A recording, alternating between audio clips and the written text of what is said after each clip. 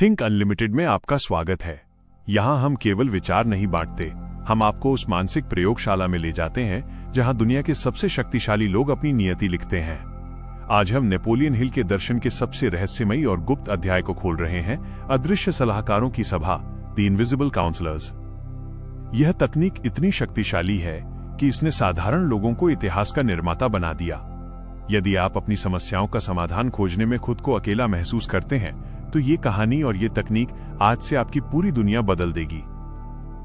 अदृश्य सभा, Napoleon Hill का वो रहस्य जिसने उसे महान बनाया। अध्याय 1, मन की गुप्त कचहरी। एक रात जब पूरी दुनिया सो रही थी, नेपोलियन हिल अपने अध्ययन कक्ष में बैठे थे।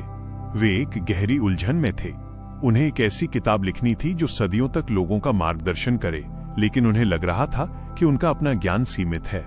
तभी उन्होंने एक प्रयोग करने का निश्चय किया, एक ऐसा प्रयोग जिसे उन्होंने काल्पनिक सभा का नाम दिया। हिल ने अपनी आंखें बंद की और कल्पना की कि वे एक बड़े हॉल में एक लंबी मेज के सामने बैठे हैं। उस मेज के चारों ओर दुनिया के सबसे महान लोग बैठे थे, Abraham Lincoln, Thomas Edison, Andrew Carnegie, Emerson और सुकरात। ये कोई सपना नहीं था, ये एक सचेत मानसिक अभ्यास था।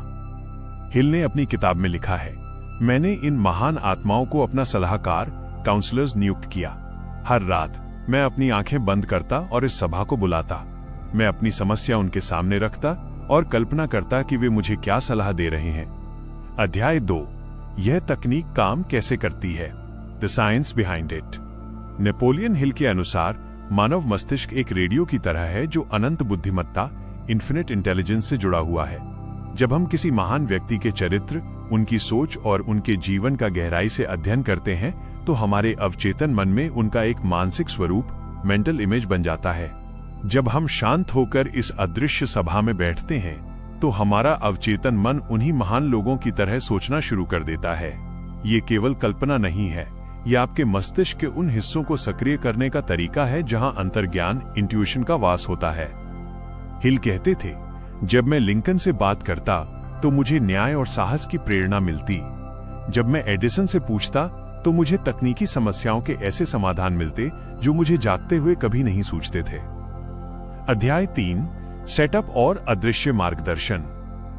पिछले अध्याय में हमने सेटअप की बात की थी, लेकिन सही सेटअप पहचानने के लिए जो विवेक, जजमेंट चाहिए, वो अक्सर हमारे पास नहीं होता। यहीं अदृश्य सलाहकार काम आते हैं। कल्पना कीजिए कि आपके सामने एक बड़ा निवेश करने का अवसर आया है। एक औसत व्यक्ति लालच में कूद पड़ेगा, लेकिन अगर आपकी अदृश्य सभा में वॉरेन बफेट या चाणक्य बैठे हैं, तो आप रुकेंगे। आप उनसे मानसिक संवाद करेंगे। आप खुद से पूछेंगे, अगर चाणक्य मेरी जगह होते तो वे इस धुंधले अवसर में क्या देखते। अचानक आपके भीतर एक ऐसी स्पष्टता आएगी जो आपकी अपनी बुद्धि से परे होगी। ये मास्टरमाइंड सिद्धांत का एक आध्यात्मिक रूप है, जहां आप मृत या जीवित महान लोगों की बुद्धिमत्ता को अपने भीतर आमंत्रित करते हैं। अध्याय 4, सभा को कैसे आयोजित करें, प्रैक्टिकल स्टेप्स। नेपोलियन हिल ने इस तकनीक को सफल बनाने के लिए कुछ गुप्त नियम बताए थे। 1, चुनाव, द सिलेक्शन। उन 9 या 10 लोगों को चुनें जिनका आप सबसे अधिक सम्मान करते हैं। वे कोई भी हो सकते हैं, स्वामी समर्थ, छत्रपति शिवाजी महाराज, अल्बर्ट आइंस्टीन या नेपोलियन हिल स्वयं। उनके जीवन और विचारों के बारे में इतना पढ़ें कि आप उनकी सोच की लय को समझ सकें। 2, स्थान और समय, सेक्रेड स्पेस। सोने से ठीक पहले एक शांत कमरे में बैठें। अपनी आंखें बंद करें और एक मेज की कल्पना करें। देखें कि आपके चुने हुए सलाहकार वहां बैठे हैं। 3, संवाद, द डायलॉग।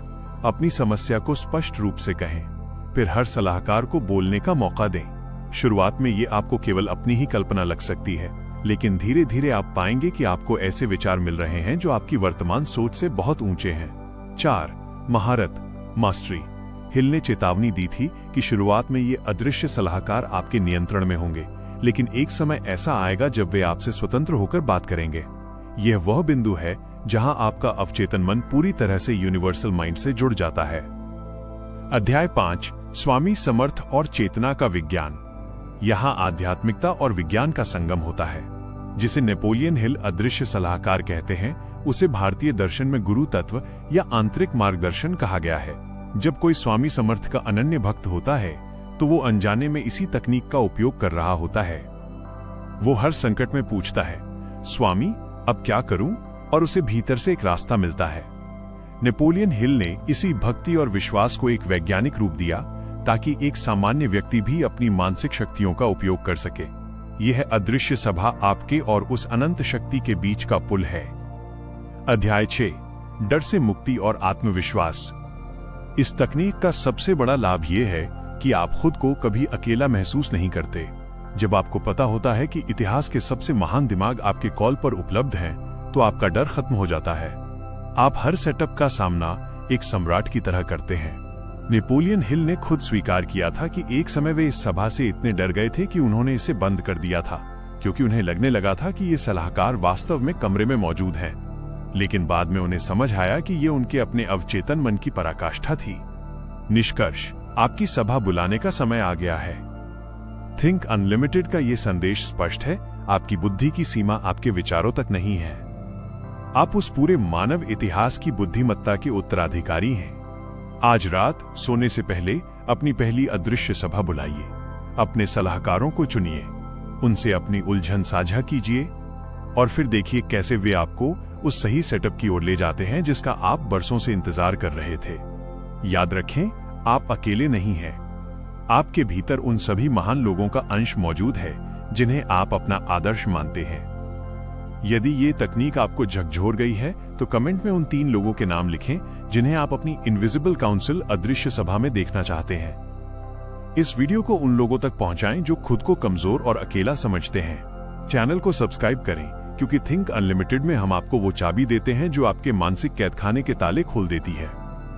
थिंक अनलिमिटेड, जहां आपकी सोच और ब्रह्मांड एक हो जाते हैं।